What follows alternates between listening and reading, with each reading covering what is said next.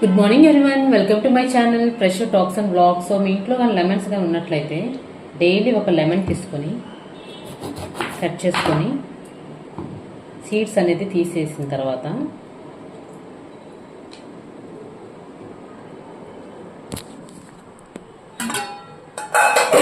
అన్నంలో డైరెక్ట్గా పిండడమే. ఇలా పిండేసుకోవాలి.